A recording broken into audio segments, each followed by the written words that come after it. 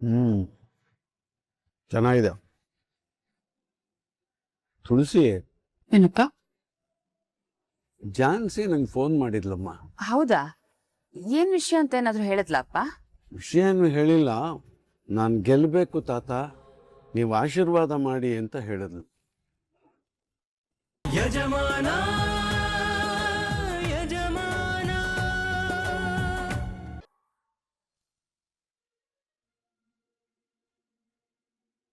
ವಿಚಾರ ಮೇಡಮ್, ಏನಾಯ್ತು?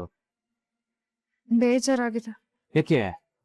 ಅಲ್ಲ ರಾಮಾಚಾರಿ, ಈಗ ದೇವರು ಒಳ್ಳೆಯವ್ರಿಗೆ ಯಾಕೆ ಇಷ್ಟೊಂದು ಪರೀಕ್ಷೆ ಮಾಡ್ತಾನೆ? ಪಾಪ ಆ ಜಾನ್ಸಿ ನೋಡು ಎಷ್ಟು ಕಷ್ಟಪಡ್ತಿದ್ದಾಳೆ. ಹೌದು ಮೇಡಮ್, ಆ ಜಾನ್ಸಿನೂ ಒಳ್ಳೆಯವರು, ರಾಘುನು ಜಾನ್ಸಿನ ಎಷ್ಟೊಂದು ಪ್ರೀತಿ ಮಾಡ್ತಾ ಇದ್ದಾರೆ. ಈ ಪ್ರೀತಿನ ಸಪೋರ್ಟ್ ಮಾಡಕ್ಕೆ ಅವ್ರ ಮನೆಯವರೆಲ್ಲ ಜೊತೆಲಿ ನಿಂತ್ಕೋಬೇಕಿತ್ತು. ಆದ್ರೆ ಇಲ್ಲಿ ನೋಡಿದ್ರೆ ಅವ್ರ ಮನೆಯವರೇ ಅವರಿಬ್ರು ದೂರ ಆಗಂಗ್ ಮಾಡ್ತಾ ಇದಾರಲ್ಲ. ಹೌದು ರಾಮಾಚಾರಿ, ನಿಜವಾದ ಪ್ರೀತಿಗೆ ಎಷ್ಟೊಂದು ಪರೀಕ್ಷೆಗಳಲ್ವಾ? ಹೌದು ಮೇಡಮ್, ಪ್ರೀತಿಗೆ ಕಷ್ಟ ಪರೀಕ್ಷೆ ಬರ್ತಾ ಇರೋದು ಇವತ್ತು ನೆನ್ನೆ ಮಾತ್ರ ಅಲ್ಲ, ಯುಗ ಯುಗಗಳಿಂದ ಹೀಗೆ ಇದೆ. ಅದನ್ನೆಲ್ಲ ದಾಟ್ಕೊಂಡು ಬಂದಿದ್ದೇ ನಿಜವಾದ ಪ್ರೀತಿ. ನಮ್ಮನ್ ಬಿಡಿ ಮೇಡಮ್, ಆ ಸಾಕ್ಷಾತ್ ಶ್ರೀರಾಮಚಂದ್ರ ಸೀತೆ ಮಾತೆ ಪ್ರೀತಿ ಉಳಿಸ್ಕೊಳಕ್ಕೆ ಎಷ್ಟೆಲ್ಲ ಕಷ್ಟಪಟ್ರಲ್ವಾ. ಪ್ರಪಂಚಕ್ಕೆ ಶಕ್ತಿ ದೇವತೆ ಆಗಿರೋ ಪಾರ್ವತಿ ದೇವಿನೇ ಆ ಪರಶಿವನ್ ಪ್ರೀತಿ ಪಡೆಯಕ್ಕೆ ಎಲ್ಲ ಕಷ್ಟಪಟ್ರಲ್ವಾ. ಮೇಡಮ್, ಯಾವುದೇ ವಸ್ತು ವ್ಯಕ್ತಿ ಆಗಿರ್ಲಿ ಸುಲಭವಾಗಿ ಸಿಕ್ಬಿಟ್ರೆ ನಮ್ಗದ್ರ ಮಹತ್ವ ಗೊತ್ತಾಗಲ್ಲ. ಕಷ್ಟಪಟ್ಟು ಹೋರಾಟ ಗೆದ್ಕೊಂಡಾಗ್ಲೇ ಮೇಡಮ್ ಅದ್ರ ಮೇಲಿರೋ ಪ್ರೀತಿ ಇನ್ನೂ ಹೆಚ್ಚಾಗಿ ನಮ್ಮ ಜೀವ ಇರೋ ತನಕ ಅದನ್ನ ಉಳಿಸ್ಕೋಬೇಕು ಅಂತ ಹೊಡೆದಾಡ್ತಿರ್ತೀವಿ. ಅದೇ ಥರ ಇವರಿಬ್ರು ನಡುವೆ ಇರೋ ನಿಜವಾದ ಪ್ರೀತಿನೇ ಅವ್ರು ಗೆಲ್ಲೋ ಹಾಗೆ ಮಾಡುತ್ತೆ. ನೋಡ್ತಾ ಇರಿ. ಬರೀ ನೋಡೋದು ಮಾತ್ರ ಅಲ್ಲ ರಾಮಾಚಾರಿ, ಅವರಿಬ್ರು ಗೆಲ್ಲೋದಕ್ಕೆ ಏನ್ ಸಹಾಯ ಬೇಕೋ ಅದನ್ನ ನಾವಿಬ್ರು ನಿಂತು ಮಾಡ್ಬೇಕು. ಖಂಡಿತ ಚಾರು ಮೇಡಮ್, ನಾಳೆ ಅವರಿಬ್ರು ಬೆಂಗಾವಲಾಗಿರೋದಕ್ಕೆ ನಾವಲ್ಲಿಗೆ ಹೋಗ್ತಾ ಇದ್ದೀವಿ. ಸದ್ಯಕ್ಕೆ ನಮ್ಮಿಬ್ರು ಜೀವನನೂ ಹಾಗೆ ಅಲ್ವೇ ಇರೋದು. ಅವ್ರ ಥರನೇ ನಾವು ಹೋರಾಟ ಮಾಡ್ಕೊಂಡು ಸಂಸಾರ ಮಾಡ್ತಾ ಇದ್ದೀವಿ. ಯಾರಿಗೆ ಗೊತ್ತು, ನಾವು ಅವ್ರಿಗೆ ಸಹಾಯ ಮಾಡೋದ್ರಿಂದ ಅದ್ರ ಫಲ ನಾವು ಮಾಡೋ ಕೆಲಸದಲ್ಲಿ ಸಹಾಯ ಮಾಡ್ಬೋದು. ಹೌದು ರಾಮಾಚಾರಿ, ನಾಳೆ ಯಾವ್ದೇ ಕಾರಣಕ್ಕೂ ಅವರಿಬ್ರು ಸೋಲ್ಬಾರ್ದು. ಅವ್ರನ್ನ ಗೆಲ್ಸೋ ಜವಾಬ್ದಾರಿ ನಮ್.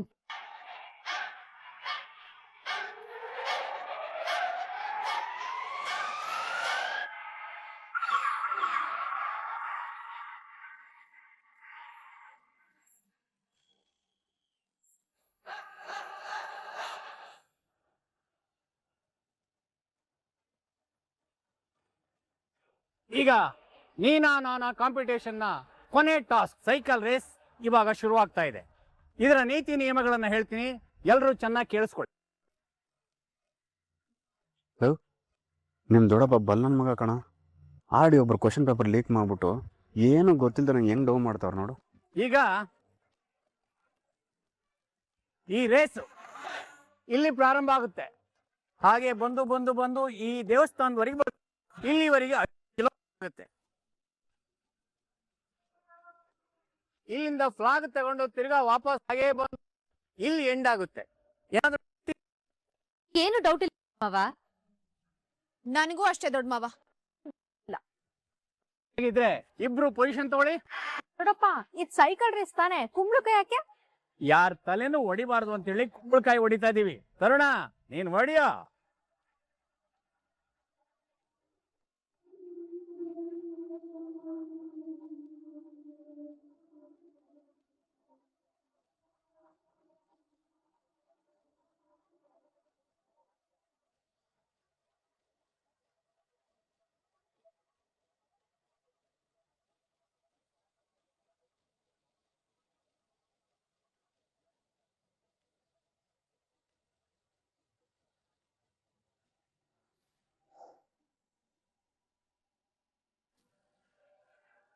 ಇಬ್ರು ರೆಡಿನಾ?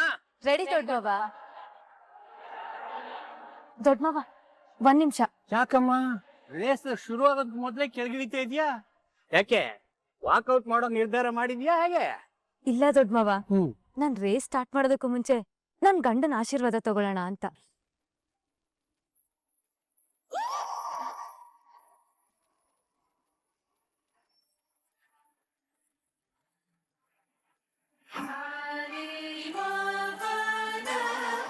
ಯಜಮಾನ್ರೆ ನನ್ಗೆ ಆಶೀರ್ವಾದ ಮಾಡಿ.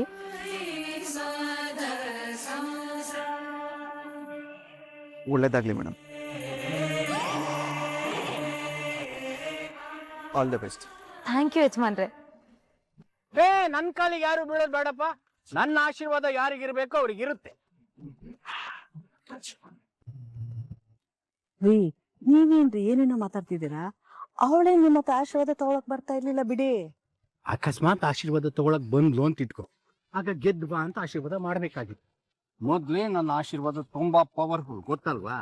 ಸುಮ್ಮನೆ ಯಾಕೆ ರಿಸ್ಕ್ ಅಂತೇಳಿ ಹಾಗೆ ಹೇಳಿದೆ ಅಷ್ಟೇ. ಸಂಗೀತ, ನಿಮ್ ದೊಡ್ಡಪ್ಪ ಏನ್ ಸಖತ್ತಾಗಿ ಬಿಲ್ಡಪ್ ತಗೊಳ್ತಾವ್ರಲ್ಲ. ಅದು ಬಿಲ್ಡಪ್ ಅಲ್ಲ, ಅತ್ತಿಗೆ ಆಶೀರ್ವಾದ ಮಾಡಿದ್ರೆ ಅನಿತಾ ಕೋಪ ಮಾಡ್ಕೊಂತಾಳೆ ಅಂತ. ಇಬ್ರು ರೆಡಿನಾ?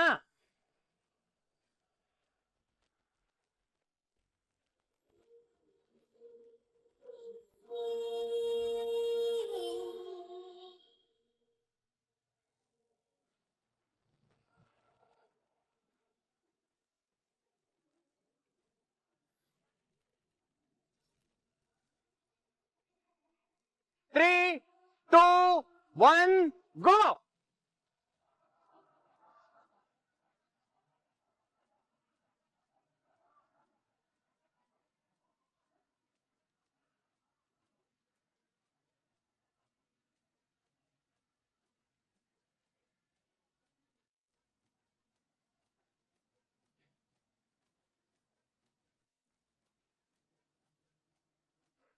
ಶುರುನಲ್ಲೇ ಹೀಗೆ, ಮುಂದೆ ಹೇಗೋ ಗೊತ್ತಿಲ್ಲ. ಗೆಲ್ಲೋದು ಅನಿತಾನೆ, ಫಿಕ್ಸ್ ಆಗ್ಬಿಡು.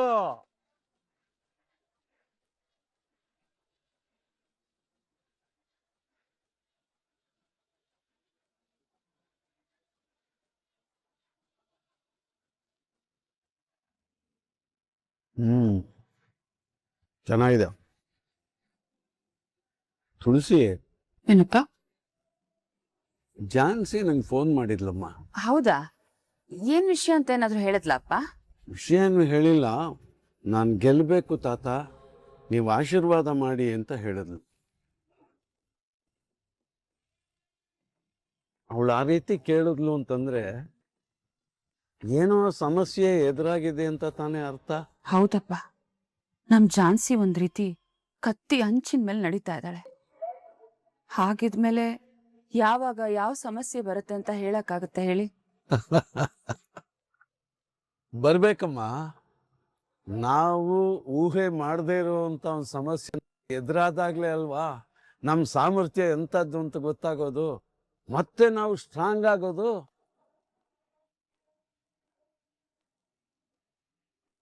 ಎಸ್ ಯಜಮಾನ್ರೆ, ನಿಮ್ಮ ಮಾತು ಸತ್ಯ.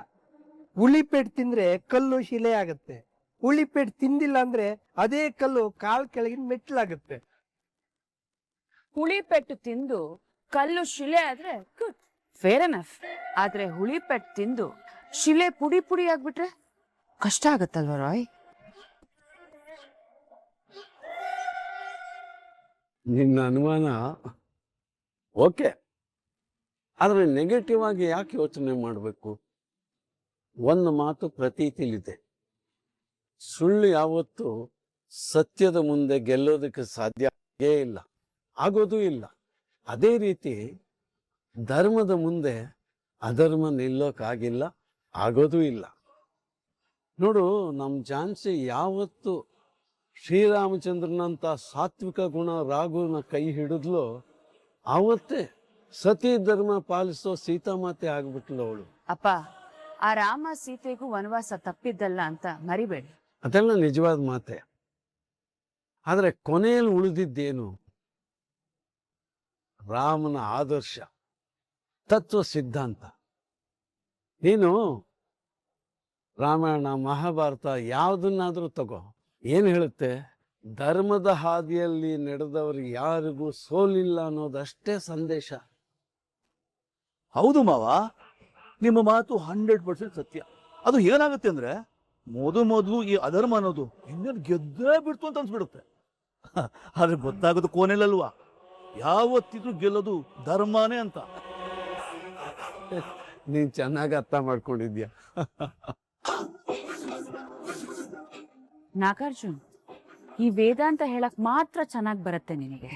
ಈ ರಾಮಾಯಣ, ಮಹಾಭಾರತ, ವೇದಾಂತ, ತತ್ವ ಎಲ್ಲ ಆ ಕಾಲಕ್ಕೆ, ಈ ಕಾಲಕ್ಕಲ್ಲ. ತುಳಸಿ, ಕಾಲ ಯಾವ್ದು ಬೇಕಾದ್ರೂ ಆಗಿಲ್ಲ, ಸತ್ಯ ಧರ್ಮ ಈ ದಾರಿಲಿ ಹೋಗೋರ್ಗೆ ಯಾವತ್ತೂ ಸೋಲಾಗಲ್ಲ. ಅದು ನಿನ್ನ ಭ್ರಮೆ. ಆ ಕಾಲದಲ್ಲಿ ಇದ್ದಿದ್ದು ಒಬ್ನೇ ಶಕುನಿ, ಒಬ್ರೇ ಕೈ. ಆದ್ರೆ ಇವಾಗ ಝಾನ್ಸಿ ಸುತ್ತಮುತ್ತ ಇರೋರೆಲ್ಲ ಶಕುನಿಗಳು, ಕೈಗಳು. ಅವ್ರ ಸಂಚಿನ ಮಧ್ಯೆ ಗೆಲ್ಲಕ್ಕೆ ಸಾಧ್ಯನೇ ಇಲ್ಲ. ನೋಡೋಣ ತುಳಸಿ, ಗೆಲುವು ಧರ್ಮಕ್ಕ ಅಧರ್ಮಕ್ಕ ಅನ್ನೋದು ಗೊತ್ತಾಗತ್ತೆ ಬಿಡು.